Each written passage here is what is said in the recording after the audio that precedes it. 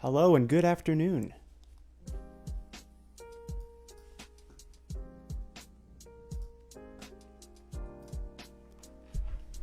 Hello everybody. Hopefully you can see me and hear me okay. Thank you for joining Korg's live stream today. Happy Wednesday, everyone. My name is Frank Tedesco, and we are looking at a very cool product today. It's called the i3 workstation. This is going to be about an hour-long stream of me answering your questions about this keyboard, just going over general specs, a couple cool features, and I'll play a few things for you as well. And so if you have any questions, feel free to jot them in the comments section, and I will do my best to answer.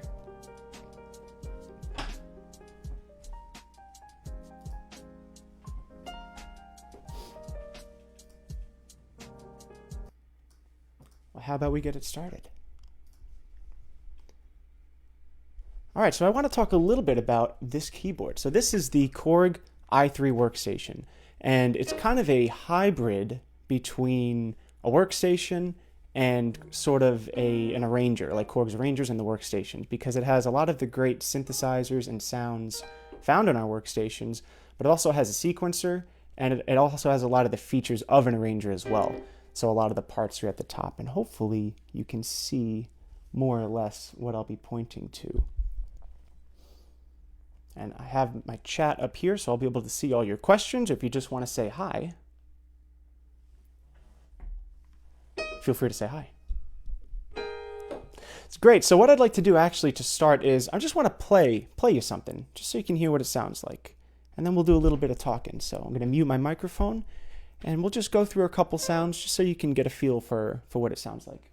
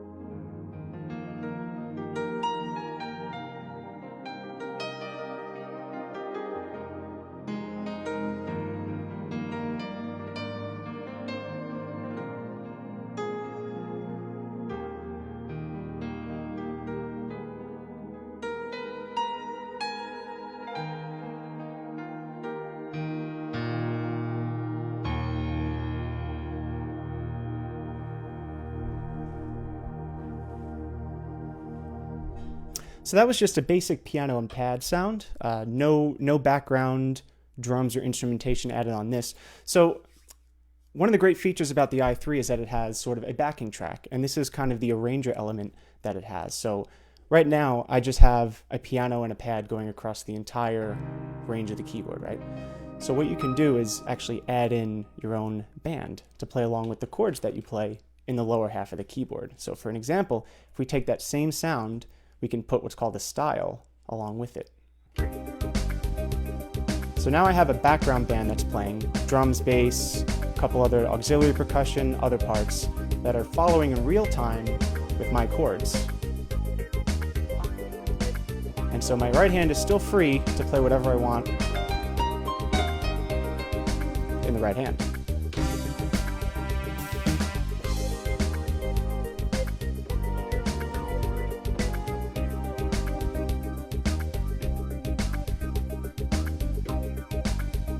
Great, so that's the idea with that. Let's play one more, and then I want to talk a little bit about the actual interface. Let's see if any questions. Hey, Rosemary, how are you? You guys are saying hi. Hey, Frank A. Gunther. Gazwan, hello. Thank you guys so much for joining. Thank you. Appreciate you being here. Hello, Gregory.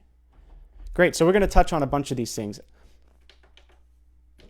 So just to start, why don't we talk a little bit, I have my view on the top, so let's talk a little bit just about the layout. So right off the bat on the top, you'll see that we have a grand piano button. And this is fantastic because no matter what you're doing on the keyboard, no matter what you're playing, if you're in sequencer mode, if you're in a different mode, A lot of times you just want to get to a standard piano. That's what this button is for. No matter what you're doing, this will always just bring you back to your default piano sound.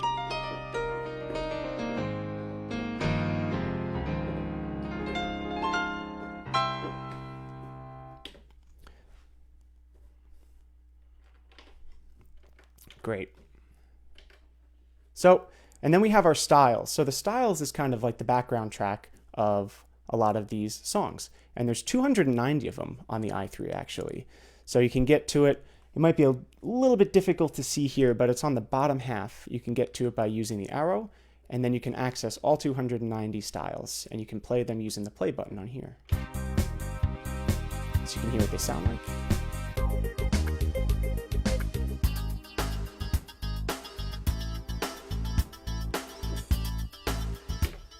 Great. So up here you have what are called your style sets. It says style performance at the top. So what this basically means is that, remember, there's a split when you're using your styles. So with the left heft of the keyboard, you have the chords, that the band that's playing along. And then in your right hand, you have a sound so that you can solo. Now what these sets do is if you click on, there's 4 sets per style. And basically they'll give you sounds that are somewhat related to the genre of the style. So if I'm in, for example, maybe a polka. The sets will give me instruments that are kind of related. So it's very convenient. You can change those if you'd like. It's very easy. If you're just hovered over a set, you can just change the sound right there. And it's super easy to do that as well. You can also layer them. You have your upper sounds over here. And right now I have your trumpets.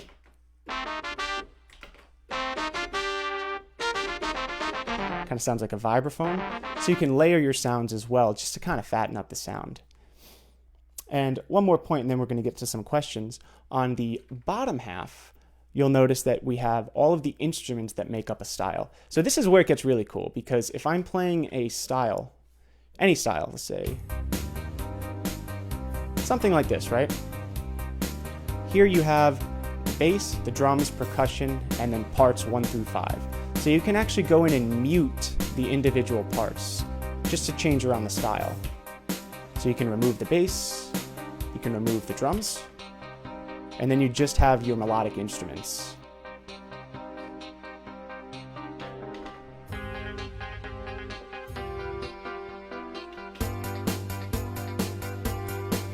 Same thing with the parts, you can mute the parts as well.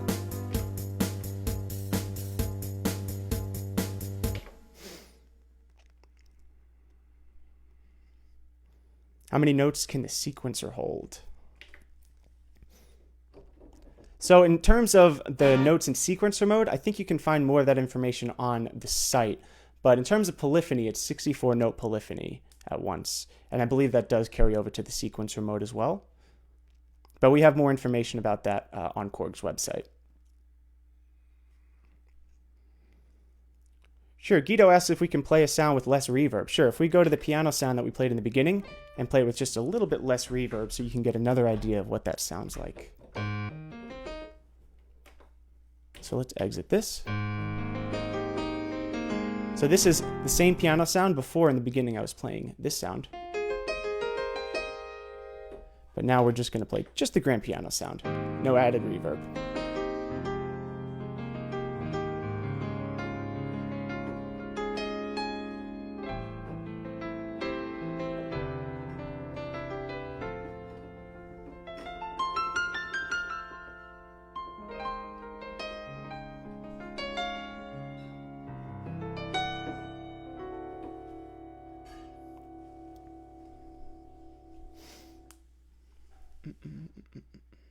Much different to the Korg i3 I owned in the 90s.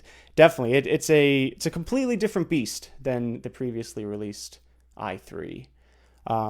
Main differences, a lot of it being the power of a workstation and the power of an arranger. Being able to utilize elements of both of those in one keyboard is pretty amazing. And for those of you who are just joining, hello, my name is Frank. We are demonstrating a little bit of the i3 workstation. Hope you guys are enjoying. If you have a question, please leave it in the comments and I will try my best to get to as many as I see. We're going over the specs right now. I've already explained a little bit about the sounds and different styles, the different parts that you can mute and unmute, all the layerings, and the style sets as well. So really quickly, I do want to go over a little bit about what you can do in terms of recording and how you can alter the style to change the intensity. So with every style, you have 4 variations. And if you're an arranger owner, if you've played an arranger, you've probably noticed this, that you can actually change the intensity, we'll call it, of each style. So for example, let's just find a style. Sure, this works. So I have a style up right now, and now it's on variation 1, so it's kind of like the least intense. And you can press, the way that this keyboard is layered out, if you want to go to the second variation, you would double tap on the 2. See, it says 1/2 variation, and then you have 3, and then you have 4 as well. And you know that you're on the latter half of the button if the button is red. So green is 1, you have red is 2, green is 3, and then red is 4. So just so you can hear what that sounds like.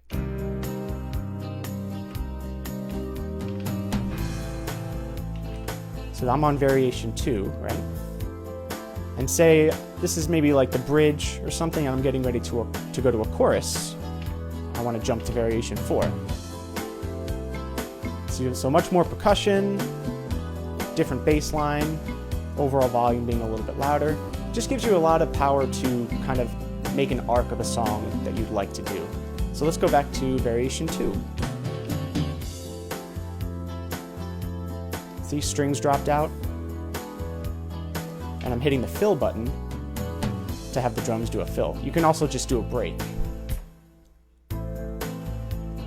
So it actually gives you quite a bit of power.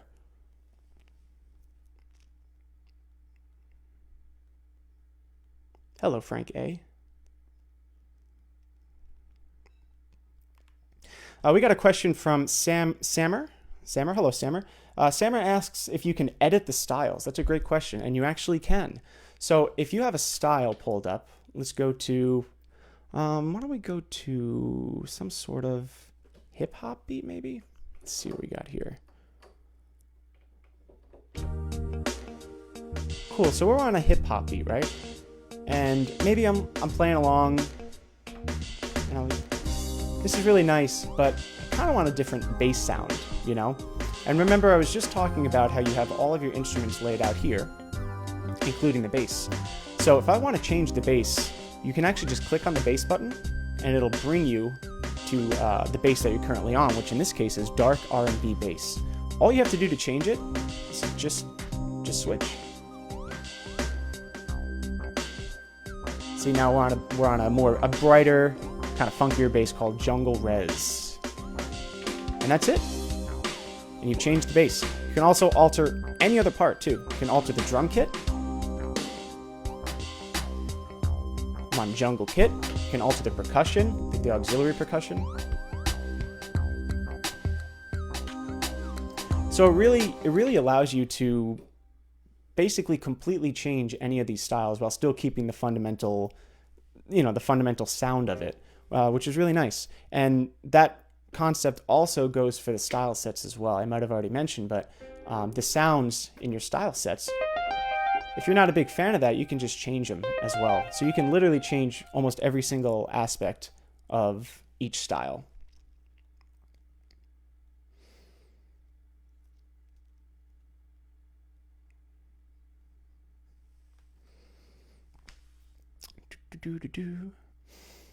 Where does it fit in with the Kronos and the PA models? So it's a bit of a different beast than the Kronos. It does still have some of the great sounds that the Kronos has, but it's quite different. It more relates to the PA arrangers, just with basically everything that I've been talking about. And there are many other things too, which we'll get into. There's a sequencer mode, which I definitely want to talk about. But before we get to that, I want to talk about chord mode. And for any of you who are Kronos users and know of the pad mode in the Kronos, this might look a little bit familiar. This actually allows you to turn these bottom keys right here into actual chords, into basically a chord pad tool. So if I'm playing,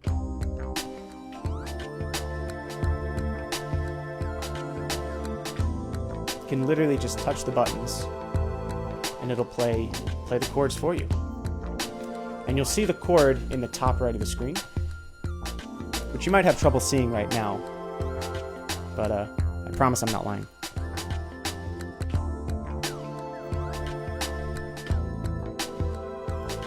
So if you're not too comfortable with playing chords, but you also want to maybe solo or just practice something with your right hand,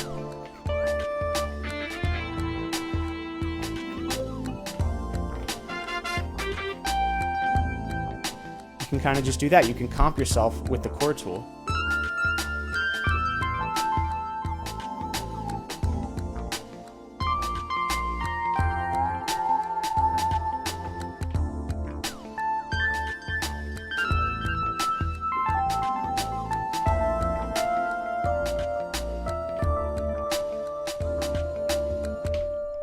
So that's a really neat feature. I was really happy to see that. That's a lot of fun and very helpful too. It can be very helpful.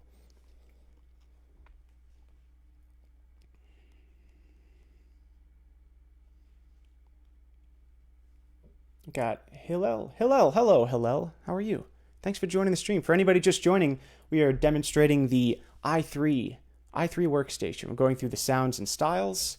Hope you guys are enjoying. If you have any questions, like I mentioned earlier, please drop them in the comments. I will try my best to get to as many as possible. If I miss your question, please check out Korg's website because there's probably a bunch of information that I will not be able to mention in the hour that we have together. This is just more of a basic overview of some of the specs, and we'll get into a few other things as well.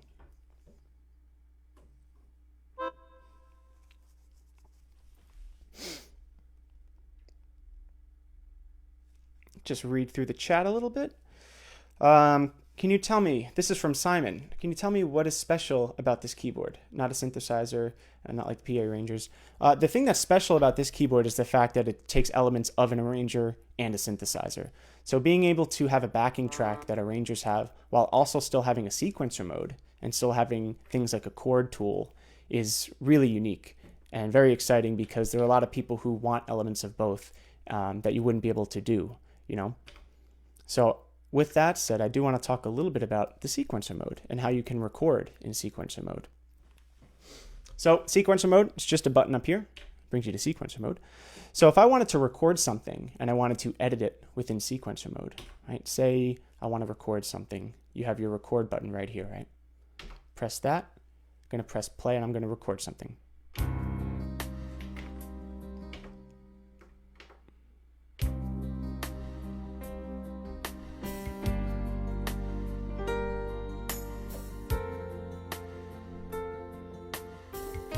Sure, that works. Okay, boom, masterpiece. So now if I go to sequencer mode, after you record in performance mode, now you go to sequencer mode and you'll see that you have a user song available now. So now if you play back, it will play what I recorded. Here we go.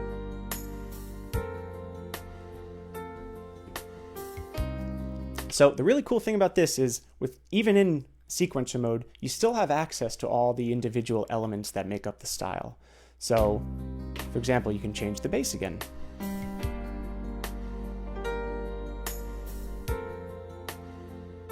You can change the drums. Sure, just change a little bit of it around.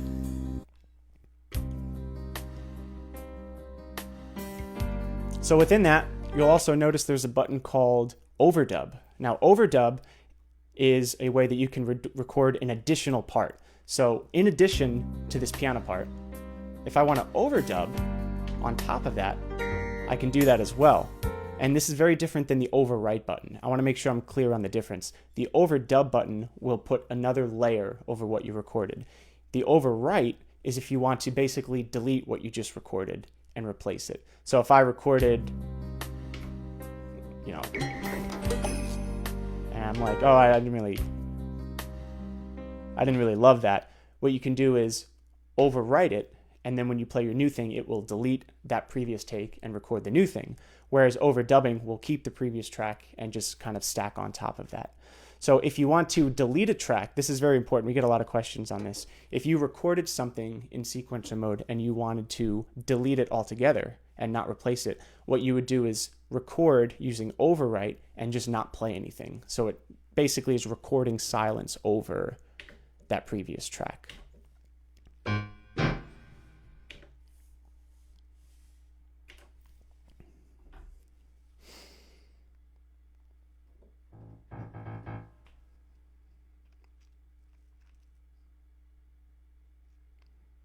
Hopefully that answers your question, Simon. Also, there may be some questions that I don't get to, and we have some people on the other end who are answering in the chat as well. Cool. All right, so we talked a little bit about sequencer mode. We talked about chord mode. We talked about the recording functions, starting and stopping a style, some of the other elements. You also have a bank of your favorites. So if there's a sound that you are particularly fond of, you can write it to one of your bank so that you can call it up very easily. That's pretty standard in arrangers and workstations. You have other standard things, your tap tempo. So if you're playing, obviously change your tempo in real time. You have ensemble mode, which kind of just layers harmony onto your instrument. Your performance recording, this is what you use if you want to record something as audio instead of MIDI. So if you wanted to record an audio track and export it onto a flash drive as an audio file, you would record it in performance record mode. And then you have some effects as well.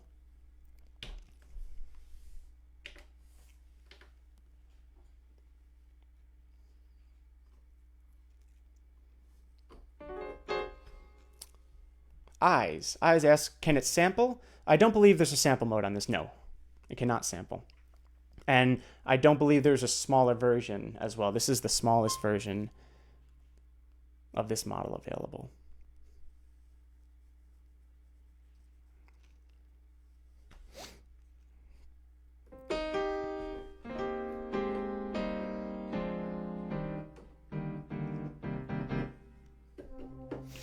Roy asks, not totally clear on the dubbing. Oh, okay, on sequencer mode. Can you delete only the overdubbed layer?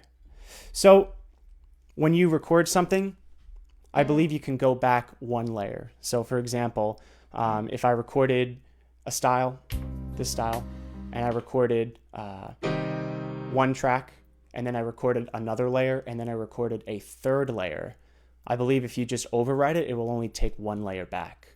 Because it's not, you don't have a bunch of empty tracks that you're recording, so you can't go in individually and delete tracks that you recorded, say, 4 passes ago. It only goes one back, if that makes sense, which is pretty common in certain pieces of gear. I actually have a loop station that's very similar, where if I record 4 things onto one track, it'll only let me erase one track back. I hope that answers your question.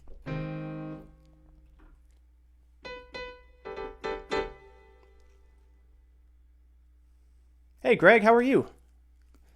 Thanks for being here. Hope you guys are enjoying the stream. Like I've said a couple times, if you guys are just joining in, we're talking about the i3. I'm answering some questions, going over some of the specs, the user interface. We're going to talk about some of the settings.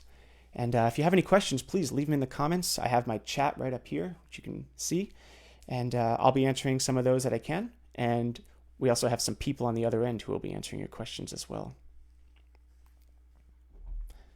Great. Well, real quick, I do want to talk a little bit about some of the settings that you can change. And then we'll do a little bit more playing. I've been talking a lot. I know what you guys are thinking. Man, can this guy just play and stop talking? The answer is maybe. So let's talk about a little bit of the settings in menu mode. You have standard things, your key response, your split point. So this is important too. If you want to change the split point between your lower and upper sounds while you're playing a style, this is how you do that. You do it in menu mode, and you can change the split point. I have it right now set to C3, but you can change it to basically anywhere you'd like. There's also your pitch bending range, your pedal function. Right now I have mine set to damper, but if you want, you can set it to, I think it'll let you set it to an expression pedal as well, or you can just have it no assigned.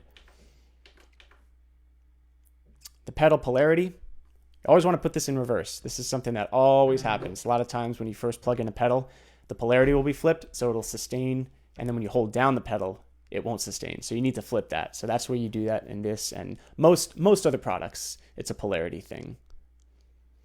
You have your master tuning, chord detect. I do want to talk about this. So right now, I have the chord detect on fingered 3/bass. So this basically means that it supports inversions, which is super important. So it allows me to do things like the bass inversion. So for any music theory people, if I'm playing a chord like a first inversion E flat, if you don't have the bass mode on, it won't do the inversion. So regardless of if I play first inversion, second inversion, it'll always play the root note, the bass. So I always recommend using that setting, fingered 3/bass. So that way it'll recognize the chord only when you play a triad, and only when you whatever your bottom note is what the bass note will play. A couple other things: tempo lock, tap auto start, your MIDI clock, metronome level, the volume of your metronome, audio levels, the level of the actual audio being outputted, auto power, and your battery type. So this actually runs on batteries as well. Doesn't have to. You can use the cable included, but I'm actually running this on batteries right now. 6 AA batteries, and I believe the power lasts about 8 hours, if I remember correctly. 6 to 8 hours.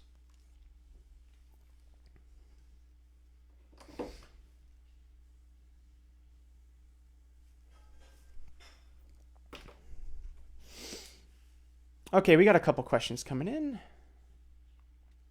Piotr, I'm so sorry, I'm probably mispronouncing your name, but we got a question from Piotr asking, can you split the keyboard and play 2 instruments? Yes, you most certainly can. So the way to split it is, remember before I was talking about the layers, hopefully you guys can still see this. You have your 3 layers for any style, right? Remember, a style is a split. So you have your lower sound, which is what recognizes the chords, and you have your upper sound, which is when you can play your melodic instruments. So these first 3 buttons, upper 1, upper 2, and upper 3, correspond to the top half of the keyboard. Wherever your split point is, it's the right half of that. And then lower/split is for the left side. So I turned this off before when I was playing the piano sound because I didn't want to split. I wanted the piano to be across the entire range of the keyboard. If you turn this on by holding Shift and then pressing split, now you have your split. So right now I have my keyboard on the right and I only have a pad in the left hand. But if I want to change that, you can click on the sound and then you can change it there. So now I have piano on the right hand, synth in the left hand. And you can change that split point in the settings menu like I was just mentioning.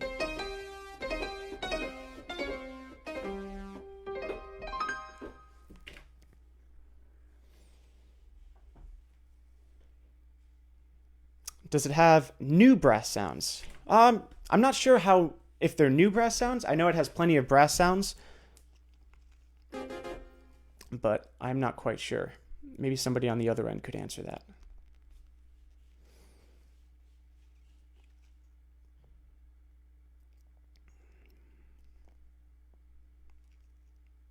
Hey, David, how are you? Hey, no problem, Piotr. I hope that helped. Great. So actually, I'm just gonna play a couple more sounds just so you guys can get a better feel of some of the capabilities. I just want you to hear it a little bit. So I'm gonna turn my microphone off, and if you have any other questions, please jot them down in the comments. I will try my best to answer.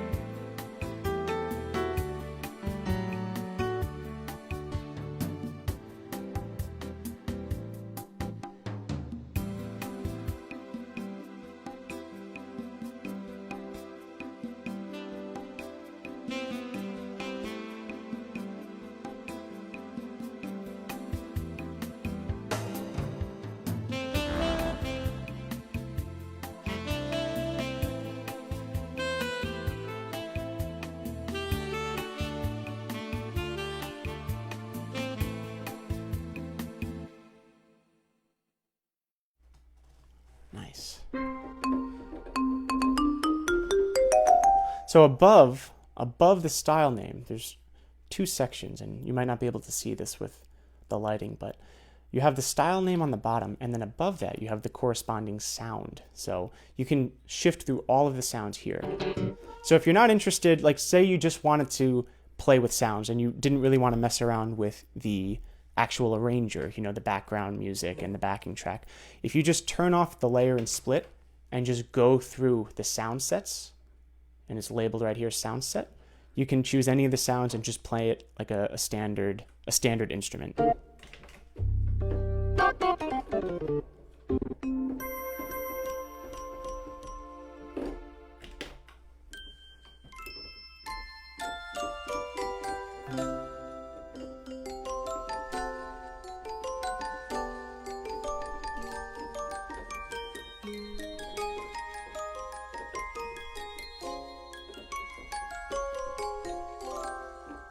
Let's go through a couple of these. These are all bells, there's guitar.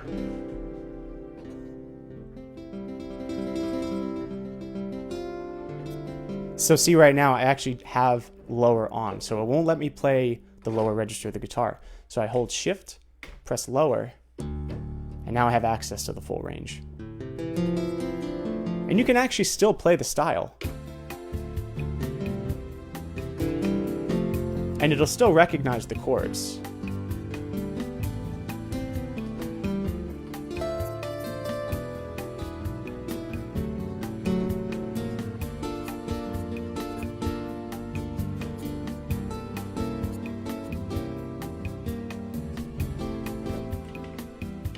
Things like that.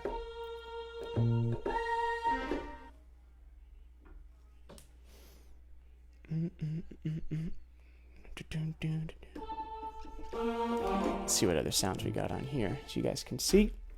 If you're just tuning in, we are looking over the i3. I'm answering questions you guys may have about it, going over some of the specs, giving some playing examples, just showing what this bad boy can do.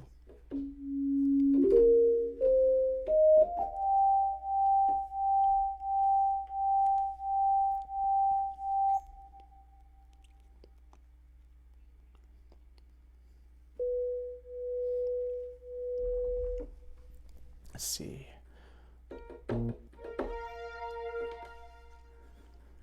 $129. I wrote down a couple styles that I wanted to show you all. So, tons of different genres on here. We've already went through quite a bit, but I just want to go through a couple more just to show you how versatile this is and how many different styles you can play in. So you can do a count-in feature. There's actually an intro feature too. So if you press intro, like you press your starting chord, if I wanted to play something in D minor, have your intro chord, and then we will play this. So this is all an introduction. I could literally just not do anything. And then it'll start.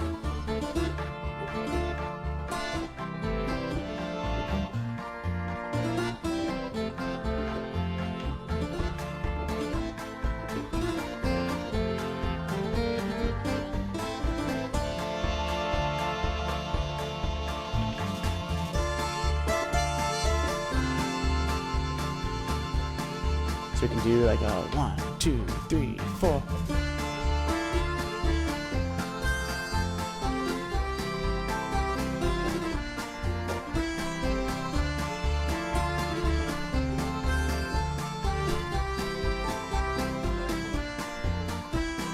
So now if maybe I want to bring the intensity down a little bit, I'll do a break into variation 1.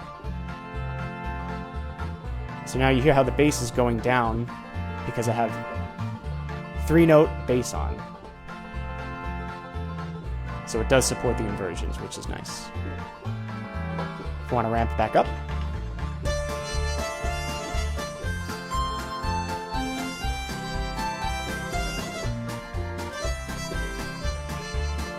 we can do an ending as well. So we'll give you a nice little outro. You don't even have to do anything. Great, why don't we jump to a Latin beat?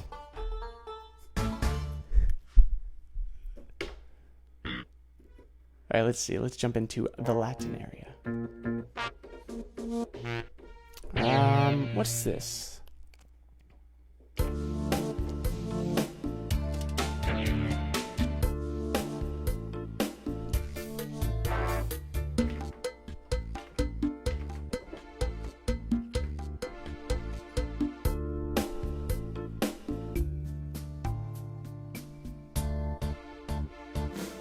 Here we go. Now we're getting in there. Mambo. Perfect. So a mambo is a really good setting to have chord inversions on because you can do the standard. Like a 1, 2, 3, yeah. Oh. Actually, let's do mambo 2. Oh, there we go. My mistake. Boom.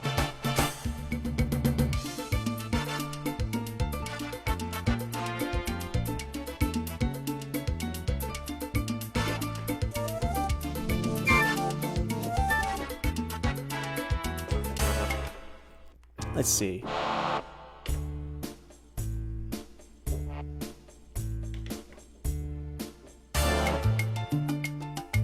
Salsa. So see, now I'm just going through the styles because I want to find a sound that fits pretty well. So the piano's okay, but instead of having to go through and find your own sounds, this is where the sets come in handy. It's like, oh, this is nice.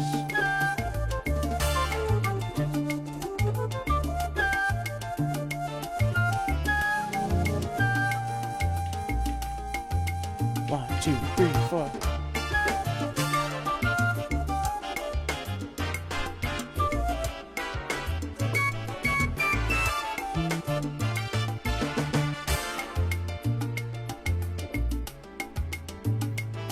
So I can, say for example, just remove the bass. So you can...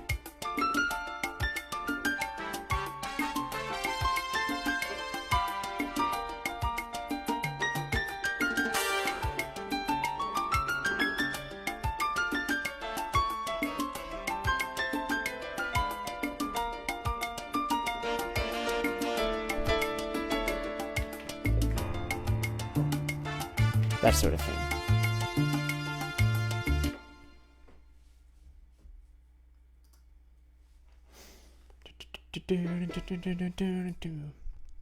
You're planning to buy a PA4X. Do you recommend? I recommend. I love the PA4X personally. On a personal note, I think it's one of my favorite arrangers.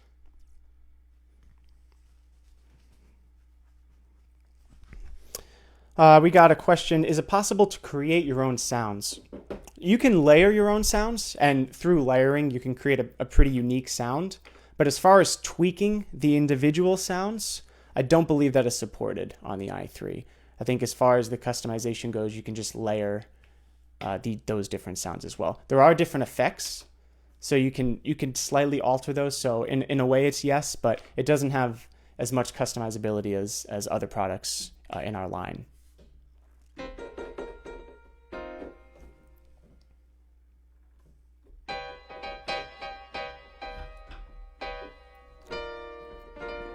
And like we've just answered, yes, you can load in additional sounds as well.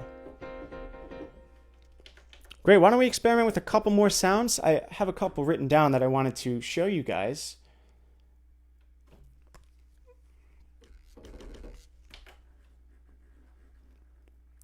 These are some of my favorites, just to show the versatility. So this one is one called Rap. I like this one a lot. This one's fun.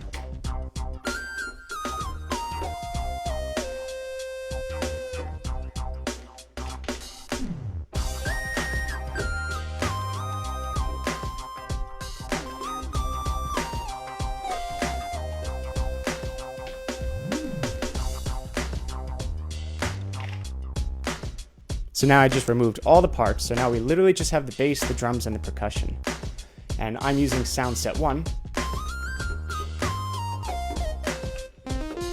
There's synths, electric piano, saxophone, and like I said, guys, you can change any of these. You can change all those sounds as well. So that's a really fun style. I really like playing with that one.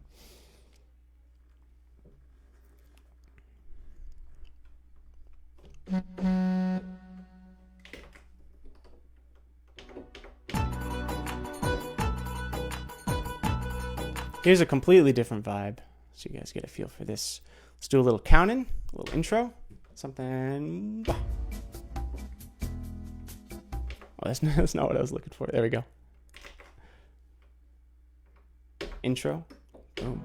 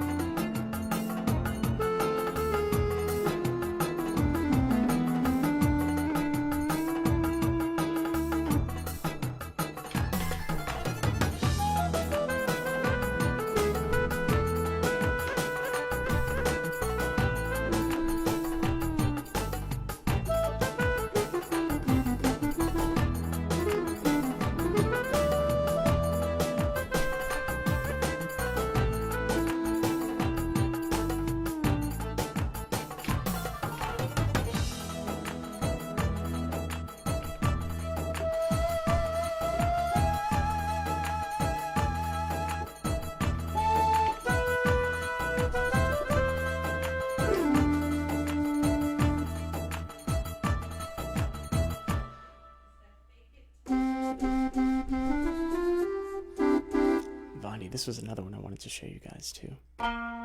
This one's fun. Same sort of vibe, same sort of vibe. Let's see what we got.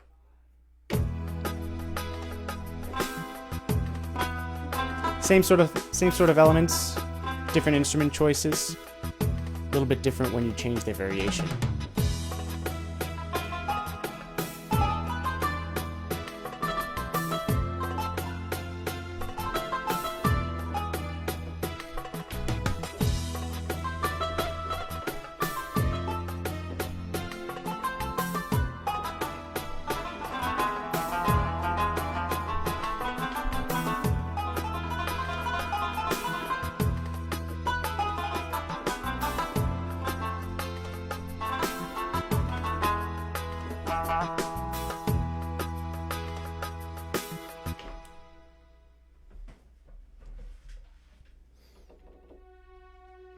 Great, if you guys are just tuning in, welcome to the stream.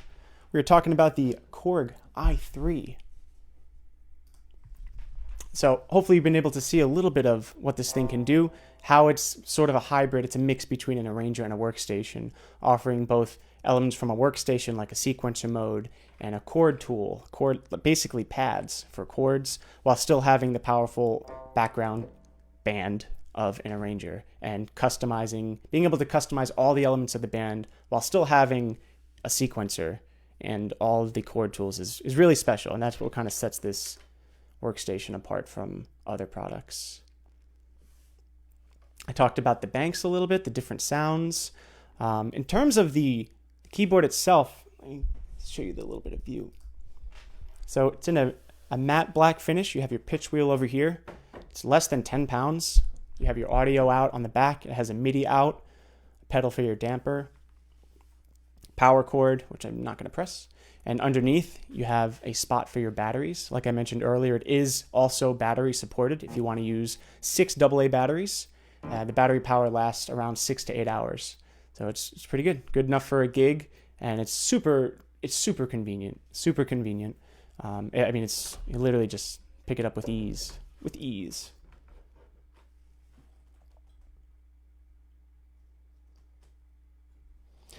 Let's see. Music Man Doug, hello. So the buttons right above the keys are like, are they like a preset? Or if you're talking about on the right side over here, these are like preset sounds. This is like your bank of sounds. So you can, if you like a style, you can essentially write your style and save it to bank 2, for example.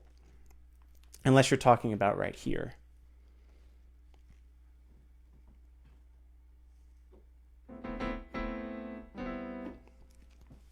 Hey, Greg.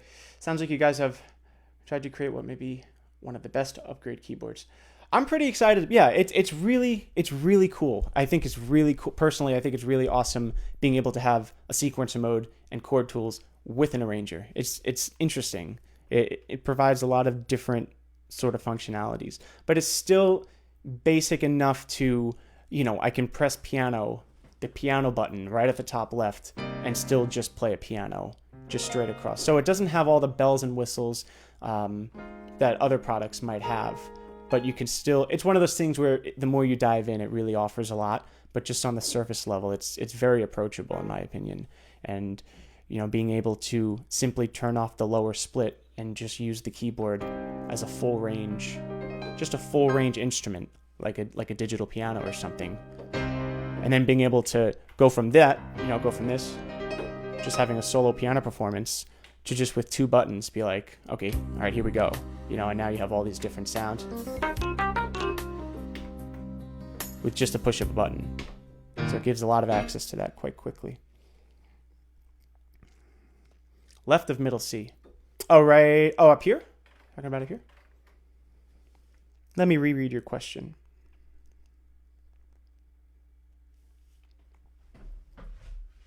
If you're talking about these keys, yes, it's sort of like these make up the elements of a style. I mentioned this a little bit earlier, so I won't get too much into that. But yes, these buttons up here, right down here, make up the different elements of the style. And it's labeled as well, so you can see bass, drums, percussion, and then parts 1 through 5, which varies depending on which style you're on. And so you can mute any of these at any time, and you can also change the sounds at any time. So if you didn't like the bass, you can simply click on the bass and just change it. And then voila, you have a customized style. Hope that answers your question.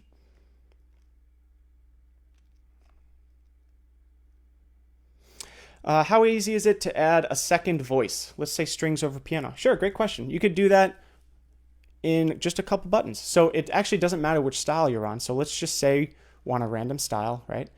If I want to click on upper 1, because remember your sounds on the right side are made up of these upper 1, 2, and 3. Upper 1, 2, and 3 correspond to the right side, and then the lower corresponds to the left side. So if I'm on upper 1, now I'm on a grand piano. Right? So just a grand piano, nothing fancy. And if we wanted to do something like, oh, let's layer strings, what you would do is you would hold shift and you press upper 2. So now you have upper 1 layered with upper 2. But in our case right now, well, it actually conveniently happens to be on strings. So in that case, you're done. You can just kind of toggle through all of the sounds and choose which sound, which strings you like.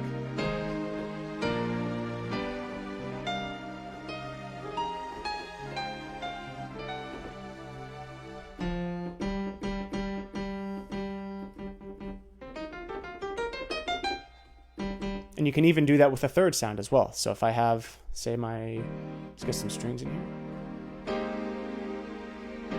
Like, I'd like another sound on top of that. Now you just, whichever you feel. So now we have a trombone.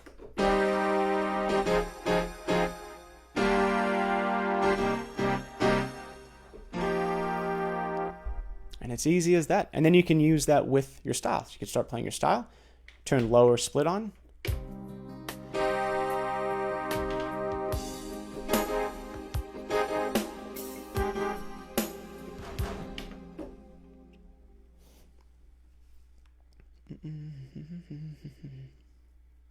Hey, Tires. Thank you. How about the human voice patches? I believe there are some human voice patches on here.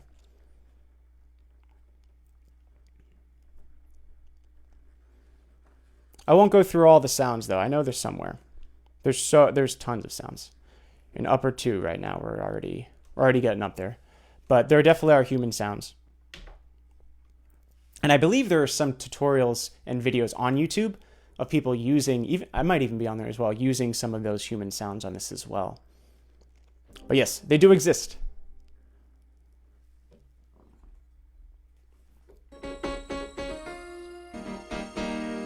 Cool. Hey, how about we play a couple more? Another style? While we wait for any last questions, if you guys have them. If not, totally cool. I appreciate you all being here. I hope you've enjoyed this. Check out 154. This is one that I wanted to show you as well. A little bit more of a new agey sound, which is very fitting because the style is called New Age. So let's do a little intro, just play around.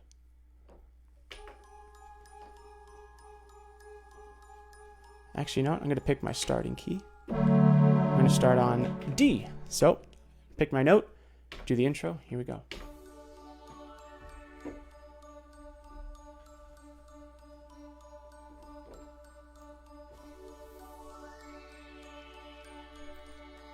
The longest intro known to man. Here we go. Should have made a cup of coffee. There you go.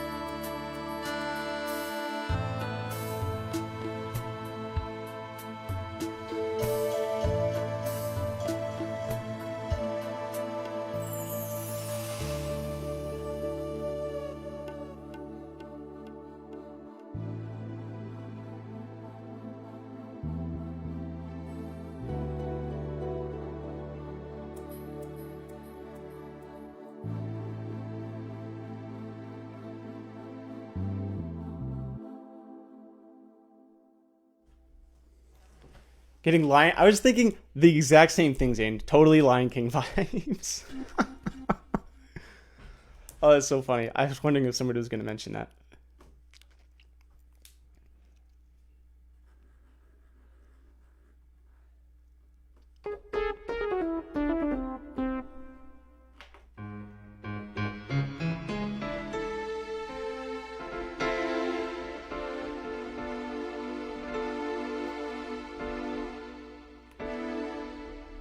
It's nice. This is just a really nice, this is really nice. So if I wanted to use this across the range of the whole keyboard, remember we just take off the lower part and then you're good to groove.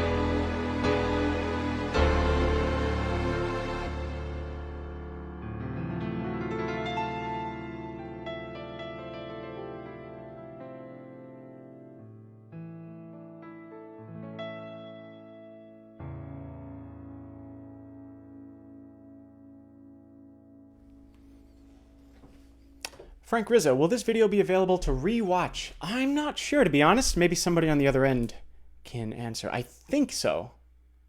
I think they're going to keep it up.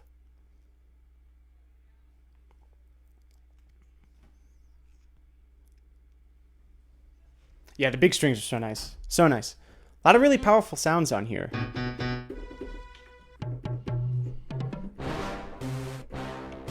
Of course, you have synthesizers.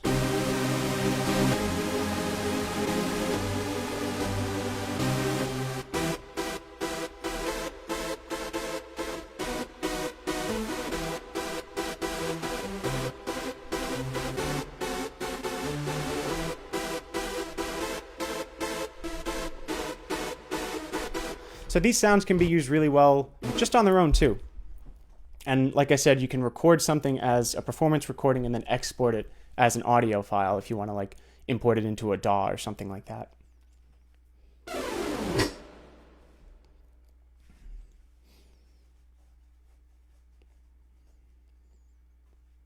'90s, exactly.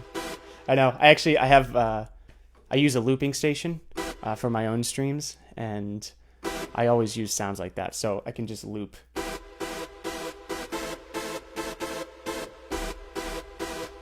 And then you just go, you know? So even though I'm not utilizing the arranger functionalities, you can still take advantage of the powerful sounds on its own, which is really nice. And you got the quirky sounds, you know?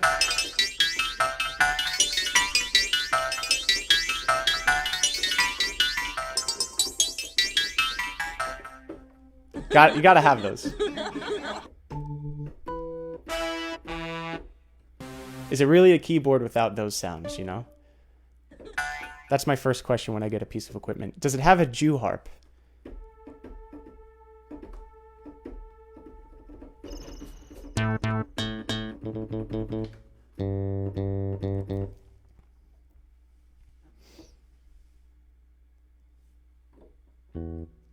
If I know I2I from Goofy Movie. I don't think I know that one, actually. Yeah, I don't think I know that. It looks like we're heading towards the end. We got a couple minutes left, so if you guys have any other questions about this, or questions for me, or just anything regarding this keyboard, or you just want to hear something in particular, I'm happy to play it for you. Happy to do it.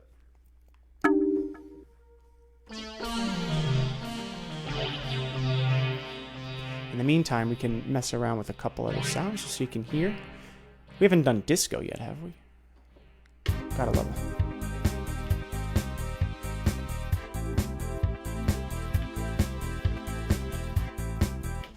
Basically, the styles are sort of categorized by genre. So as you move further in the styles, you'll see that they're pretty organized.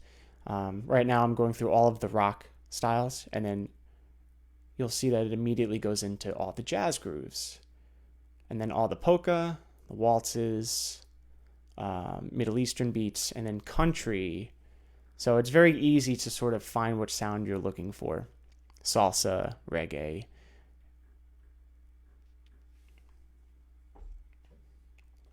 Some Bach.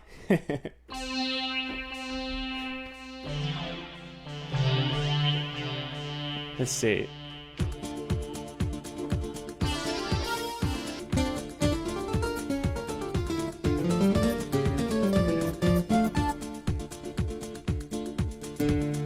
We need something in 3/4.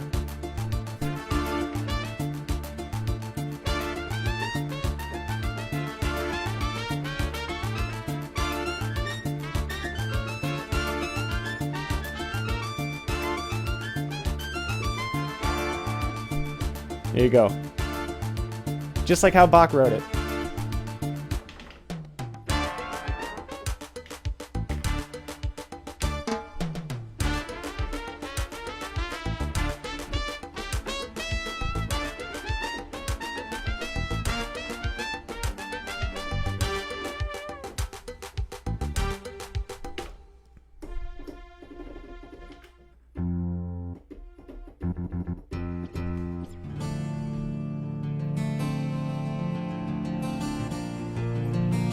So like sounds like that. I really love sounds like this. It's a huge sound. I know some people aren't big on tons of reverb, but it's really nice. I mean, there's so much you can do with something like this.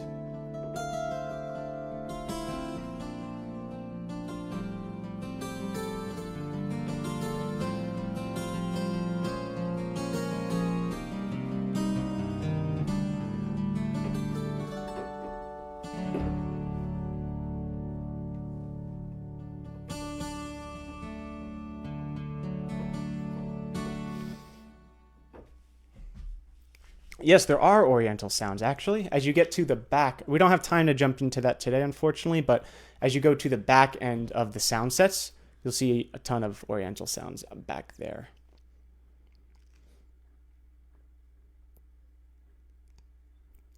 What about audio out features? So there's just 1/4 inch left and right audio out, and there's also a MIDI out as well. And I believe might be. Headphone jack, USB to host, and USB to port as well. But yeah, audio left and right, 1/4 inch, and a MIDI out, 5-pin MIDI.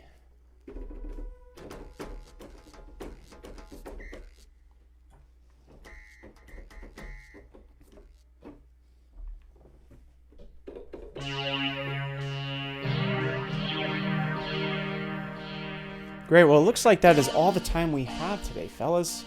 And I had a good time. Hope you guys enjoyed. Thanks for being here. This was my first stream with Korg on their website, on Facebook, their first Facebook stream with them. So I had a good time. It was really fun getting to demo this product because I'm a big fan of it. So that was nice.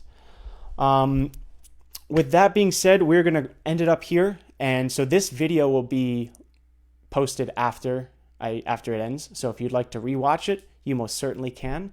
And also make sure to follow Korg on Facebook because they stream. There's a live stream every single Wednesday at 3 p.m. Eastern, 12 p.m. Pacific. So same time as the one today. There's one every single Wednesday. And also follow them on Instagram because they're doing a lot of Instagram live videos, I believe, on Thursdays. So make sure you follow Korg on Facebook and Instagram as well. And yeah, you'll be seeing more products. Next Wednesday will be a different product, so not the i3. So look forward to that. You can follow them on all their socials, Instagram, Twitter, Facebook, all that stuff, all that great stuff. There's so many now.